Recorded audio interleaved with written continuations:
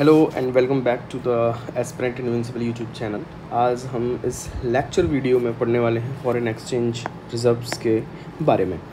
Recently RBI ने 15 मार्च को ही update दिया है कि Indian foreign exchange reserve rose to record high of $642 billion. That is the highest record ever the forex of India gate.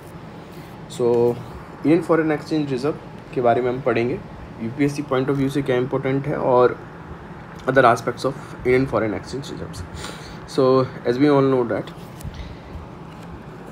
बार्कली international bank ने baseline projection किया है कि forex जो $700 बिलियन तक जा सकता है बाय द एंड ऑफ 2025।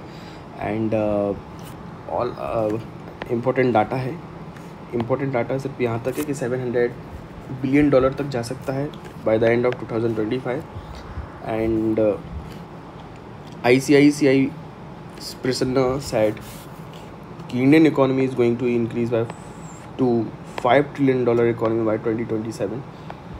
2027 तक इंडियन इकोनॉमी 2027 तक $5 ट्रिलियन इकोनॉमी की बन जाएगा हमारी इंडिया, एंड $7 ट्रिलियन इकोनॉमी हो जाएगा bye the end of this decade. Means 2030 तक Indian economy approx $7 trillion economy हो जाएगी। अभी ये लगभग $4 ट्रिलियन इकोनॉमी है नाउ, 3.9 समथिंग और $4 ट्रिलियन इकोनॉमी अभी है। Now what is a forex? What is forex? So forex is a term derived from two words, foreign exchange. So within the foreign exchange, so foreign exchange reserves क्या हो गया? Forex क्या हो गया? Foreign plus exchange. So that is a foreign exchange reserves. So foreign exchange reserves क्या है और क्या होता है? Simply, so forex या foreign exchange reserves असेट्स हैं जो सेंट्रल बैंक किसी स्टेट का, कंट्री का मेंटेन करता है। इंडिया के रिस्पेक्ट में आरबीआई मेंटेन करता है रिजर्व असेट्स इन फॉरेन करेंसी और असेट्स। अपने पास में कुछ जमा पूंजी बचा के रखता है सेंट्रल बैंक, उसी को हम फॉरेन एक्सचेंज बोलेंगे। और फॉरेन करेंसी में होता है, फॉरेन असेट्स में होता है। That is why it is a foreign exchange. And main purpose इसका क्या होगा? To back the liability on their own issued currency. अगर आरबीआई ने करेंसी इशू किया है तो उसकी लाइबिलिटी बनती है कि कल के दिन अगर हमें वो करेंसी वापस मार्केट में रिडीम करनी है और अगर कोई मना करेगा तो आरबीआई की बैकिंग उसमें होनी चाहिए। सेकंड थिंग, मॉनेटरी पॉलिसी को इन्फ्लुएंस करने के लिए आरबीआई के पास में इनफ रिजर्व होना चाहिए। अगर मार्केट में मनी की सप्लाई आरबीआई को बढ़ाना है तो क्या करना पड़ेगा? अगर डॉलर फॉरेन करेंसी मार्केट में बहुत ज़्यादा है तो आरबीआई को उसको एक्सचेंज करना पड़ेगा। तो वो एक्सचेंज करने के लिए क्या होना चाहिए? आपके पास में रिजर्व होना चाहिए एक्सचेंज करने के लिए, सिंपली। तो that is a foreign exchange. Simply it is a reserve assets held by RBI in foreign currency and foreign assets. Purpose क्या है? To back the liability on their own issued currency and to influence the monetary policy. Monetary policy में क्या होता? Interest rate, यानी simple money supply से related.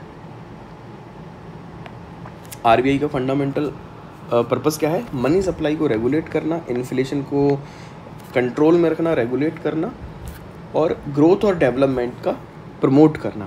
तो इन सब चीज़ के लिए फॉरेन एक्सचेंज रिजर्व्स का इंपॉर्टेंस है। So that is the definition simply. So that is the assets, foreign exchange reserve are the assets held on by the central bank in foreign currency, can be included as bonds हो सकते हैं, treasury bills हो सकते हैं, और government securities हो सकती हैं। इन सब के बारे में हम आगे पढ़ेंगे। It need to be noted that most foreign exchange reserves are held in US dollar। सबसे ज़्यादा हम जो आरबीआई सबसे ज़्यादा अपना फॉरेन एक्सचेंज रिजर्व्स मेंटेन करके रखता है वो किस चीज़ में करके रखता है? यूएस डॉलर में। तो मैक्सिमम यूएस डॉलर के फॉर्म में होता है, ये याद रखने की ज़रूरत है। यूपीएससी प्रीलिम्स में डायरेक्ट पूछ सकती है कि US dollar is minimum, US dollar is a maximum, which is correct, incorrect, या फिर सीक्वेंस अरेंज करने के लिए दे सकता है इंक्रीजिंग ऑर्डर में या फिर डिक्रीजिंग ऑर्डर में। तो ये पॉइंट भी आपको याद रखना ज़रूरी है। अब इंडिया के फॉरेन एक्सचेंज में क्या क्या इंक्लूड होता है? फॉरेन करेंसी, जैसे कि हमने US डॉलर देख लिया, गोल्ड रिजर्व हो गया, स्पेशल ड्राइंग राइट SDR जिसे बोलते हैं, ये होता क्या है हम आगे पढ़ेंगे, and reserve position with the IMF। अब रिजर्व ट्रेंच पोजीशन क्या होती है IMF के पास में, ये भी हम देखेंगे, और स्पेशल ड्राइंग राइट्स क्या होते हैं ये भी हम देखेंगे। सिंपली अभी इतना समझ लीजिए, ये 4 चीज़ें फॉरेन एक्सचेंज में मानी जाती हैं। रीसेंट डाटा अगर हम बात करें, RBI ने जो इशू किया है 15 मार्च 2024 के रिस्पेक्ट में, तो सिंपली बताता है मैक्सिमम अभी हमारा टोटल क्या है, $642 बिलियन है। 2023 में क्या था, $640 बिलियन था। अब कंपैरिजन है, सबसे नंबर फर्स्ट में है foreign currency assets first, then gold कितना है, then SDR and reserve position in IMF। इसकी करेक्ट सीक्वेंस UPSC प्रीलिम्स में पूछता है, क्रोनोलॉजिकल सीक्वेंस पूछा जाता है, इंक्रीजिंग ऑर्डर में डिक्रीजिंग ऑर्डर में आपको बताने पड़ सकते हैं कि फॉरेन करेंसी सबसे ज़्यादा होता है, दूसरे नंबर पे गोल्ड है, तीसरे नंबर पे SDR है, चौथे नंबर पे रिजर्व पोजीशन है IMF के साथ में। तो इस सीक्वेंस में आपको याद रखना है UPSC रिजर्व पोजीशन और इनका सीक्वेंस प्रीलिम्स में पूछती है। Then what are the objectives of forex, foreign exchange reserve को मेंटेन करना, फॉरेन एक्सचेंज रिजर्व को बनाए रखना, इसका ऑब्जेक्टिव क्या है, क्यों करना है, क्यों ज़रूरत है हमें इन सब की। सबसे पहले supporting the maintenance the confidence in the policy for monetary as well as the exchange rate management. Simple है, अगर आपके पास में है ना बैकिंग नहीं है, जिस तरीके से अगर आपके पास में आपका अकाउंट बैलेंस नहीं है तो आपकी बात में दम नहीं माना जाएगा। तो RBI के पास में अगर उसके पास में फॉरेन एक्सचेंज नहीं है, उसका खुद का असेट्स नहीं है, खुद के रिजर्व्स नहीं है, खुद की सेविंग्स नहीं है उसके पास में, तो वो जो पॉलिसी लाएगा मार्केट में, उसकी जो करेंसी इशू है उसके ऊपर कॉन्फिडेंस किसको आएगा। तो कॉन्फिडेंस की मेंटेन करने के लिए सबसे पहला पॉइंट है RBI जो भी मॉनेटरी पॉलिसी है, इंटरेस्ट रेट है, जो भी स्कीम्स लाएगी, सिक्योरिटी इशू करेगा, करेंसी इशू करेगा, तो उस पर कॉन्फिडेंस कभी रहेगा जब उसकी बैकिंग हो। जैसे अगर हम सिंपल है कोलेट्रल की बात करें, अगर बैकिंग नहीं है किसी भी चीज़ की तो किस बेसिस पे आप इशू कर रहे हो। तो confidence in the policy on monetary और एक्सचेंज रेट मैनेजमेंट में। दूसरा है it provide the capacity to intervene in support the national union currency, support of national और यूनियन करेंसी में सपोर्ट करने के लिए। इंडियन रुपी, जैसे मार्केट में अगर इंडियन रुपी की डिमांड बहुत ज़्यादा गिर गया है, अगर फॉरेन इन्वेस्टर्स डॉलर लेके भाग रहे हैं यहाँ से और इंडियन रुपी छोड़ के भाग रहे हैं, तो ऐसे में क्या करना पड़ेगा, RBI आएगा और मार्केट से RBI रुपी को एब्जॉर्ब करेगा और अपने फॉरेन एक्सचेंज रिजर्व्स को यूज़ करते हुए डॉलर को रिलीज़ करेगा। अपोजिट डायरेक्शन में भी क्या करना है कि डॉलर अगर इन्वेस्टमेंट बहुत ज़्यादा हो गया, फॉरेन डॉलर बहुत ज़्यादा आ गया मार्केट में, तो उसको एब्जॉर्ब RBI करेगा, कहाँ से, एक्सचेंज रिजर्व को यूज़ करते हुए। तो capacity to intervene in the support of national union currency, तो अगर मार्केट डाउन चल रहा है, इंडियन रुपी को सपोर्ट करने के लिए भी RBI फॉरेन एक्सचेंज रिजर्व का यूज़ करता है। Third is it limit the external vulnerability by maintaining foreign currency liquidity to absorb the shock during the times of crisis or when to access to the borrowing is curtailed। तो जो external vulnerability है उसको limit करता है। ज़्यादातर चीज़ें Indian rupee की demand को, सप्लाई को, हमारे मार्केट को इन्फ्लुएंस ना कर पाए। Maintaining the foreign currency liquidity, foreign currency में लिक्विडिटी बनी रहनी चाहिए। फॉरेन करेंसी लिक्विडिटी का मतलब क्या है, अगर मार्केट में डॉलर की डिमांड बहुत ज़्यादा है लेकिन मार्केट में डॉलर नहीं है तो RBI इशू कर देगा, RBI ला देगा। अगर रुपी की डिमांड बहुत ज़्यादा है लेकिन मार्केट में रुपी नहीं है तो मनी सप्लाई बढ़ाना पड़ेगा RBI को, फॉरेन एक्सचेंज रिजर्व का यूज करेगा। ये 3 मेन ऑब्जेक्टिव होते हैं RBI के। देन सिग्निफिकेंस क्या है, इनके इम्पोर्टेंस क्या है, भाई ऑब्जेक्टिव्स के थ्रू ही सिग्निफिकेंस होते हैं। सो अगर फॉरेन एक्सचेंज बहुत अच्छा है तो it will be comfortable position for the government के लिए कंफर्टेबल पोजीशन होगा। कैसे होगा, the rising forex reserves give comfort to the government and RBI in managing the Indian external internal financial issues. अगर फॉरेन एक्सचेंज रिजर्व बढ़ रहा है, इसका मतलब क्या है, आरबीआई के पास में सेविंग्स ज़्यादा है, गवर्नमेंट के पास में बैकिंग ज़्यादा है, because RBI is the central bank. तो आरबीआई के पास बैकिंग ज़्यादा है, तो गवर्नमेंट कोई भी स्कीम है इनिशिएटिव लेने के लिए जहाँ पे उसको फॉरेन डॉलर की ज़रूरत है, फॉरेन असेट्स की ज़रूरत है, आरबीआई से हेल्प ले सकता है आसानी से, और आरबीआई भी अपनी पॉलिसीज़ को इम्प्लीमेंट आसानी से कर पाएगा क्योंकि उसकी पोजीशन स्ट्रॉन्ग रहेगी मार्केट में। इन्वेस्टर्स जो बाहर से आएंगे वो डॉलर लेके आएंगे और वो उनको अपनी कंसर्न जो है कि अगर इन केस उसको 6 महीने बाद, 1 साल बाद अपना इन्वेस्टमेंट विड्रॉ करना है तो उसको डॉलर कौन प्रोवाइड कराएगा, आरबीआई प्रोवाइड कराएगा। कहाँ से कराएगा, फॉरेन एक्सचेंज रिजर्व से प्रोवाइड कराएगा। तो कॉन्फिडेंस आएगा, comfortable position for the government. Then managing the crisis, it serves an a caution and the event of balance of payment crisis. Balance of payment crisis क्या होता है, अगर हमारा import ज़्यादा है एक्सपोर्ट से तो हमें पैसा विदेश पहुंचाना है, लेकिन विदेश फॉरेन कंट्रीज़ इंडियन रुपी को एक्सेप्ट नहीं करने वाली। उन्हें डॉलर दे दो, उन्हें गोल्ड दे दो, एसडीआर दे दो, क्योंकि जो एक्सेप्टेंस है इंटरनेशनल मार्केट में वही करेंसी उनको चाहिए। तो ऐसे में बैलेंस ऑफ पेमेंट क्राइसिस अगर आ गया कि हमारे पास में बहुत कम मार्केट में, गवर्नमेंट के पास में मार्केट में पैसे कम नहीं बचे हैं, इंपोर्ट बहुत ज़्यादा है, तो यहाँ से रिजर्व्स में से पैसे हम इमरजेंसी में यूज़ कर सकते हैं, आरबीआई अपना रिलीज़ करेगा। देन रुपी एप्रिसिएशन, अगर इंडियन रुपी की डिमांड बढ़ानी है, उनकी वैल्यू बढ़ानी है इंडियन रुपी की, so rising reserves have also help the rupee to the dollar simply. Then confidence in the market, again same है, level of confidence to market investors that country can meet its external obligation. जो मैंने समझाया कि investor आएंगे, उसको dollar मिलेंगे नहीं मिलेंगे, कौन प्रोवाइड कराएगा, आरबीआई इशू करेगा। देन अगेन वही एसडीआर इसका पार्ट है, रिजर्व ट्रांसपोजिशन आईएमएफ के साथ में होती है। ये होती क्या है हम इसको आगे पढ़ेंगे। गोल्ड होता है और फॉरेन करेंसी होती है। सबसे ज़्यादा मैक्सिमम क्या है, फर्स्ट नंबर पे फॉरेन करेंसी होती है, then comes that gold, then comes the SDR and reserve position last. यही सीक्वेंस है, एक बार चेक कर ले रहे हैं तो हमें याद रखना है। फॉरेन करेंसी सबसे नंबर फर्स्ट पे है, सेकंड पे गोल्ड है, then SDR, then reserve position है। Okay, that is the correct sequence. UPSC में प्रीलिम्स में यही आपसे पूछा जा सकता है। देन फॉरेन करेंसी एसेट्स क्या होते हैं, अब इसके बारे में पढ़ लेते हैं। Foreign currency assets are the assets that are valued based on the currency other than the countries own currency. ऐसे एसेट्स हमें रखना है जिसकी वैल्यू बेसिस करेगा यूएस डॉलर पे, यान पे, पौंड स्टर्लिंग पे, ना कि इंडियन रुपी पे। सिंपल फॉरेन करेंसी एसेट्स, ऐसे एसेट्स जिनका वैल्यू फॉरेन करेंसी में होता है। That is the largest component, yes, it express in the dollar. Foreign currency asset include the effect of appreciation or depreciation of non-US unit like euro, pound, and held in the foreign exchange reserve. Simple है, foreign currency assets मतलब ऐसे assets हमें रखने हैं जिनकी value जो है other countries की करेंसी पे डिपेंड करे। Then comes the special drawing right. अब यहाँ पे स्पेशल ड्राइंग राइट एसडीआर जो है वो क्या रहता है, it is a international reserve asset. इसकी डेफिनेशन कई बार यूपीएससी ने प्रीलिम्स में पूछी है, यहाँ से फोकस करके पढ़ लीजिए।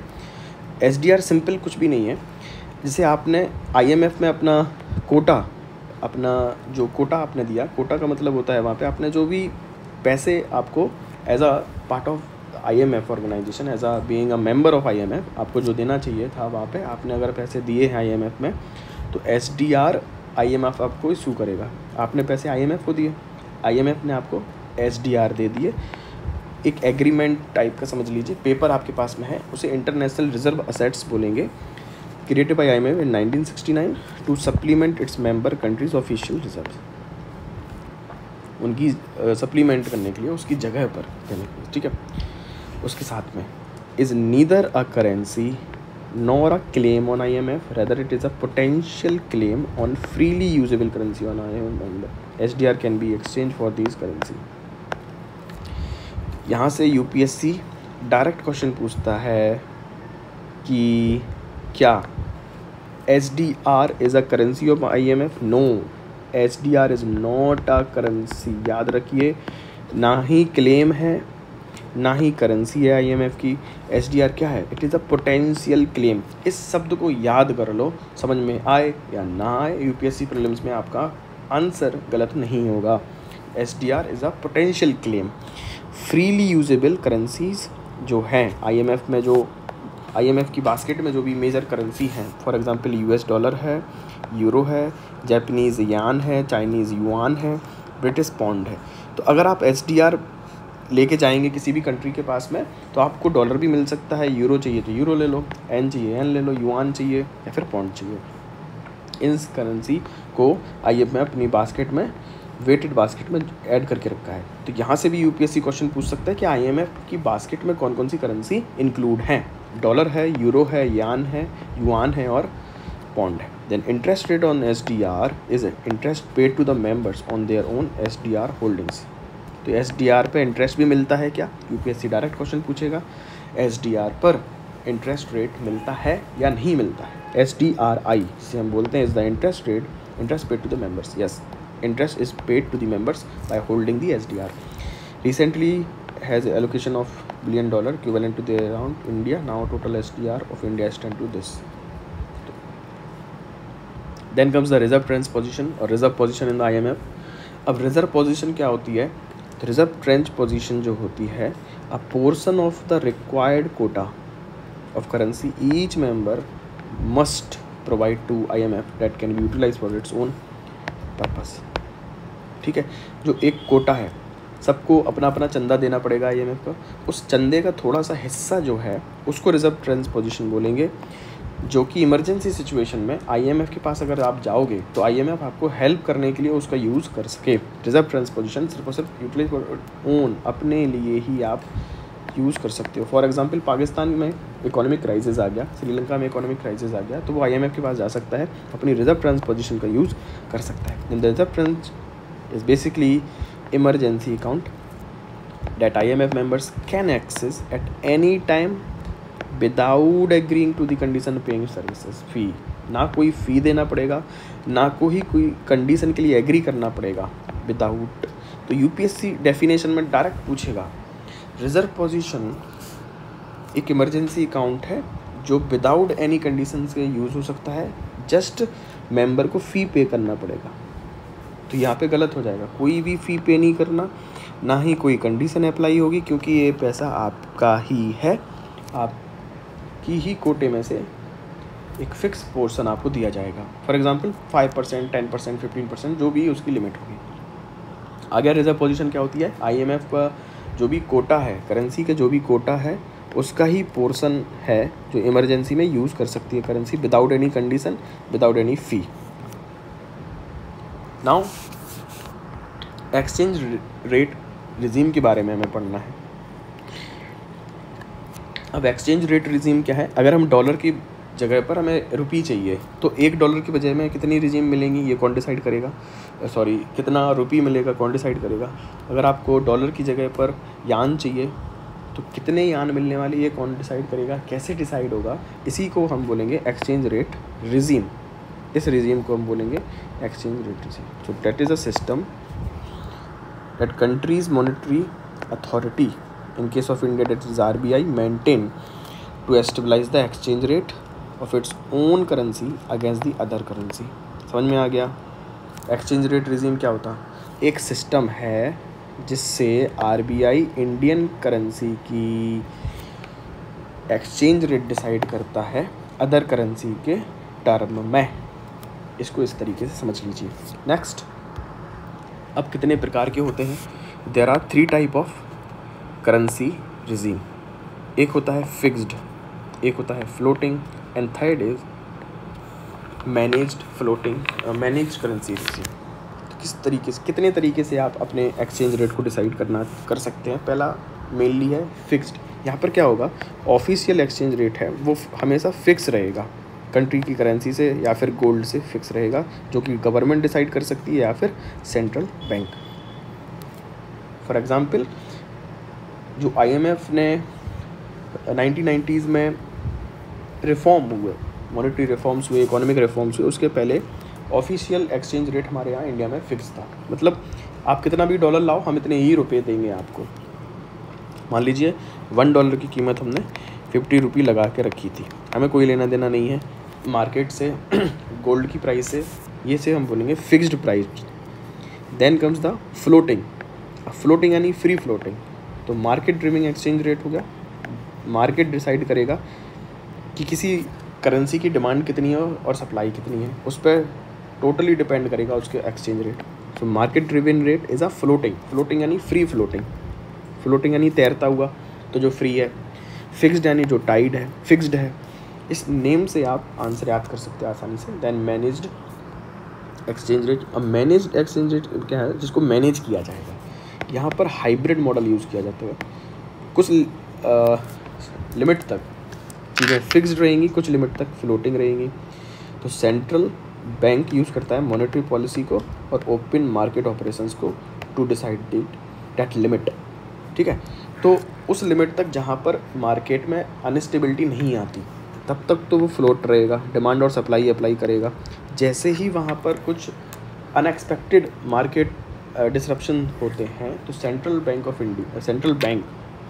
बैंक यहाँ पर आरबीआई के बारे में बात हो रही है। तो इंडिया का सेंट्रल बैंक है आरबीआई, अपनी मॉनेटरी पॉलिसी को, मतलब इंटरेस्ट रेट को इस तरीके से मैनेज करेगा, या फिर ओपन मार्केट ऑपरेशन अपनी गवर्नमेंट सिक्योरिटी को सेल करेगा, गवर्नमेंट सिक्योरिटीज़ को परचेज कर सकता है, ताकि इंडियन रुपी की डिमांड मार्केट में एक सही लेवल पर बनी रहे।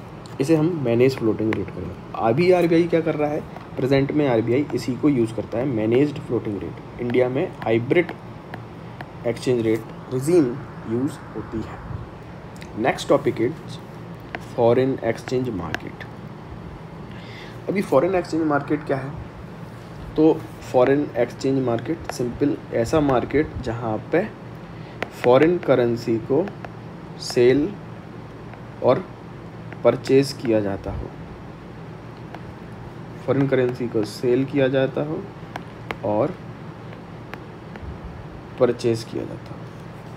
सिंपल ऐसा मार्केट जहाँ पे फॉरेन एक्सचेंज का काम होता है। तो foreign exchange market is a world wide market for the currency trading. आपके पास में डॉलर है, यान है, युआन है, आपको रुपी चाहिए, रुपी से डॉलर चाहिए, ये सारा का सारा मार्केट में जहाँ पे होगा उसे फॉरेन एक्सचेंज मार्केट बोलेंगे हम। It involves the trading between a range of the buyer and seller around the clock except for the weekends and the regulate the relative values of the different currency.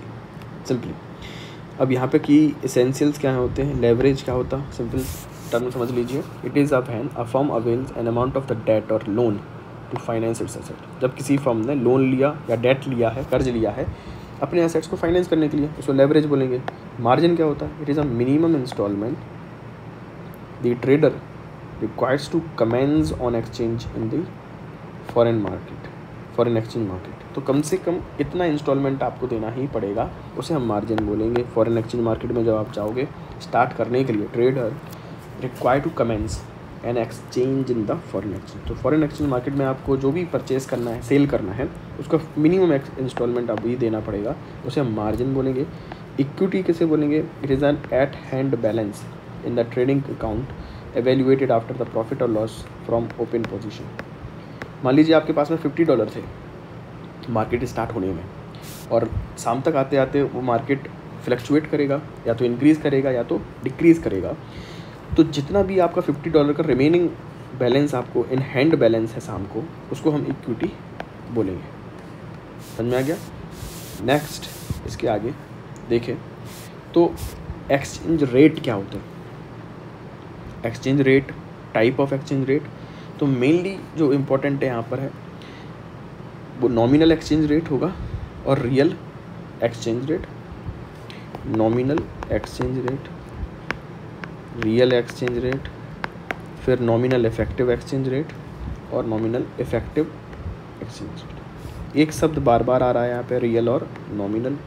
जैसा कि हमने GDP में पढ़ा था, nominal is more about current price, market price, और real is more about the inflation adjusted price, means base year price होता है, तो इन्फ्लेशन का एडजस्टमेंट वहाँ पे होता है। तो नॉमिनल जहाँ पर भी आप समझो उसे हम करंट सिचुएशन से जोड़ना है, मार्केट सिचुएशन से ऐड करिए। रियल को हम बेस ईयर से या फिर इन्फ्लेशन एडजस्टेड आप समझिए। और इफेक्टिव वर्ड यहाँ पर क्या बताएगा, weighted average of the basket. मतलब एक बास्केट है जहाँ पर डॉलर है, यान है, युआन है, पौंड स्टर्लिंग है, यूरो है। तो इन सारी करेंसी से जब हम रुपी को कंपेयर करेंगे तब हम उसे इफेक्टिव वर्ड बताएंगे। इफेक्टिव वर्ड का मतलब समझना है weighted average of the basket of foreign currencies. Simple है।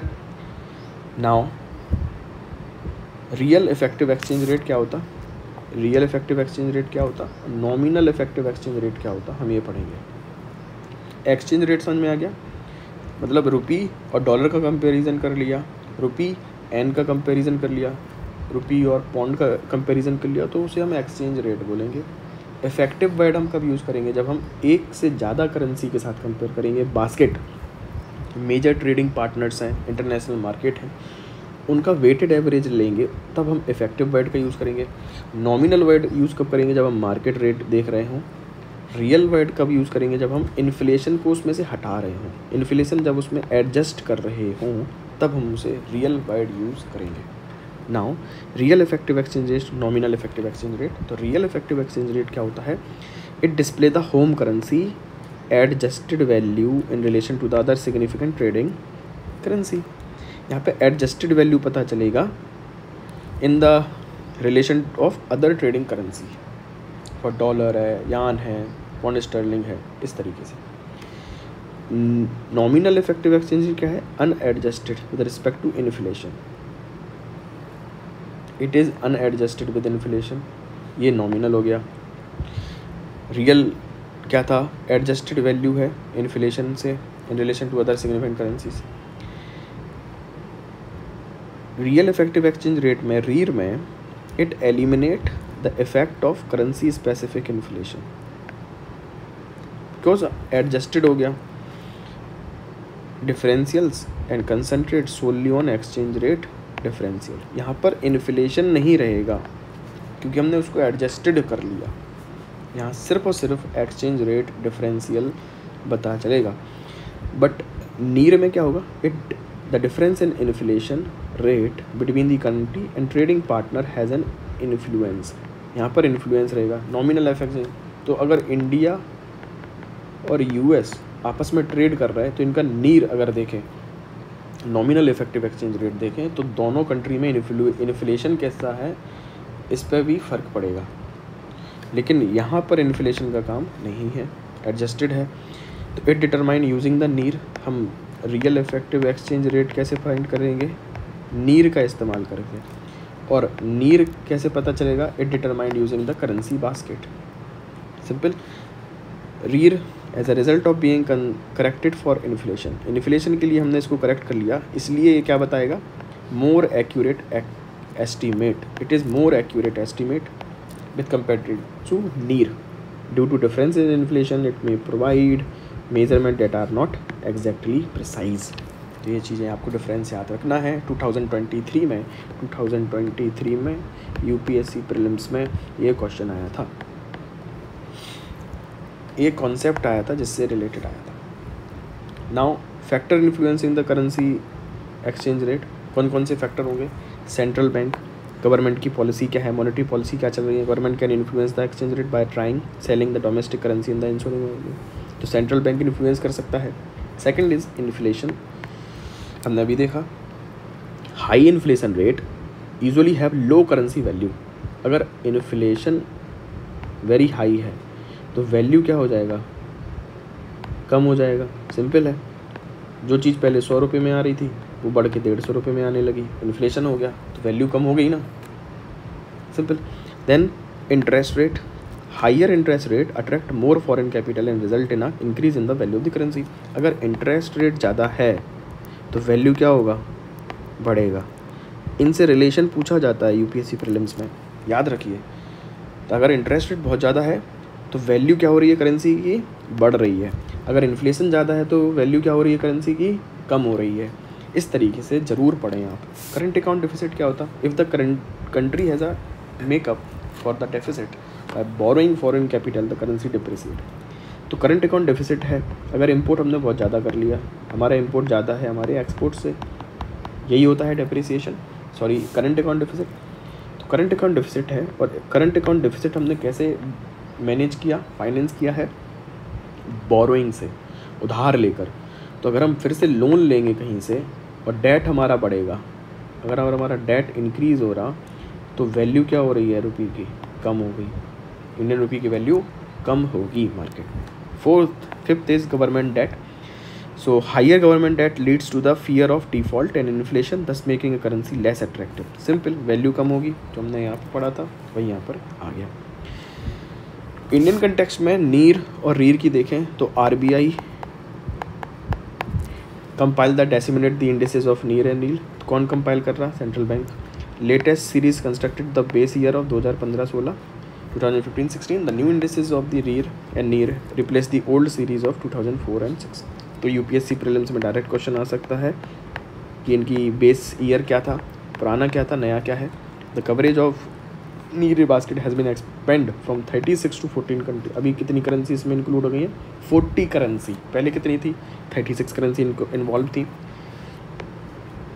Then this was in a view of growing importance of emerging market and developing economies in India's foreign trade and to better reflect the citizen external competitiveness का पता चलता है यहाँ से नीर और रीर से। The selection of the currency for the नीर एंड रीर बेस्ड ऑन 2 क्राइटेरिया। कितने क्राइटेरिया हैं? 2 क्राइटेरिया। कौन कौन से क्राइटेरिया हैं? UPSC डायरेक्ट पूछ सकता है इनमें से कौन सा क्राइटेरिया है, इनमें से कौन सा क्राइटेरिया नहीं है।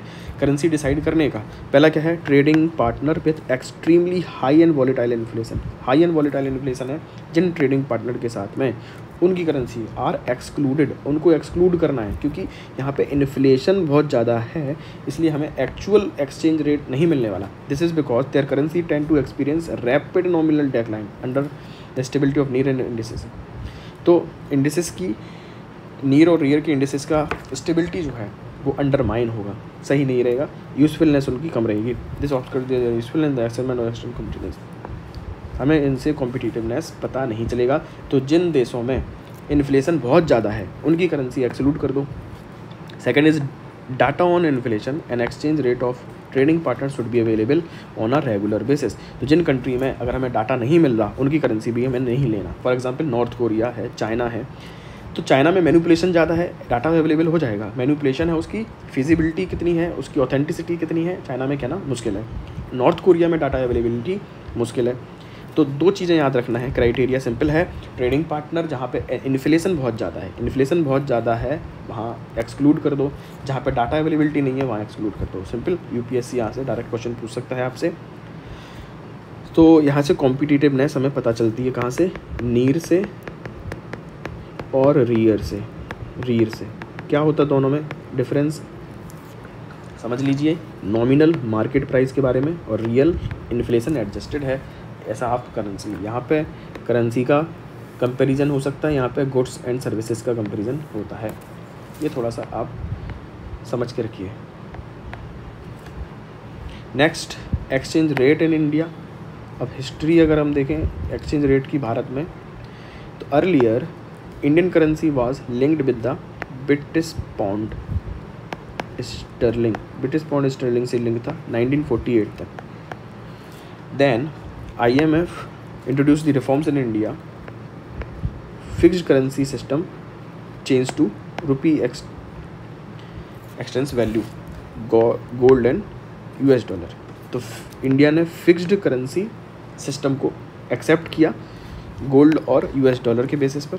बट 1990s में IMF के आने के समय की बात है, 1969 की बात है ये लगभग, तो इंडिया फिक्स्ड करेंसी के ऊपर चला गया। But balance of payment crisis आया 1990s में, BOP क्राइसिस, इसके ऊपर अलग से लेक्चर वीडियो बनेगा तब हम समझ लेंगे।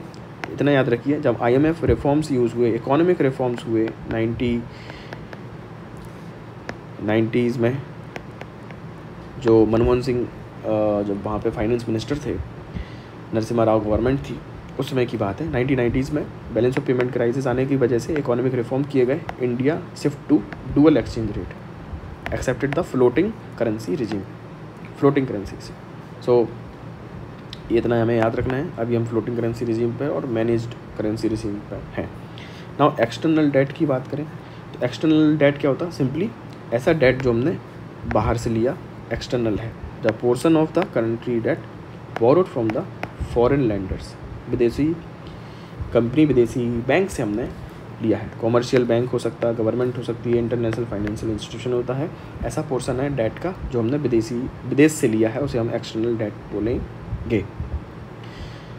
4 ब्रॉड कैटेगरी है एक्सटर्नल डेट की: private, non guaranteed debt, public and publicly guaranteed debt, तो guaranteed debt, non guaranteed debt, central bank deposits and loan from the world bank and IMF। Simple है, एक गारंटीड है, ये guaranteed है, ये non guaranteed debt है, private वाला है तो नॉन गारंटी है, पब्लिक है यानी कि सरकार ने या गवर्नमेंट ले लिया तो गारंटी मिलेगी RBI के through, central bank deposits and the loan of from IMF and World Bank. These are the 4 broad category of external debt. External debt हमने देख लिया क्या होता क्या नहीं होता। Now this is our YouTube channel, do subscribe and support our efforts. This is our Telegram channel, do join Telegram channel for more update and to get the study material. Thank you for watching.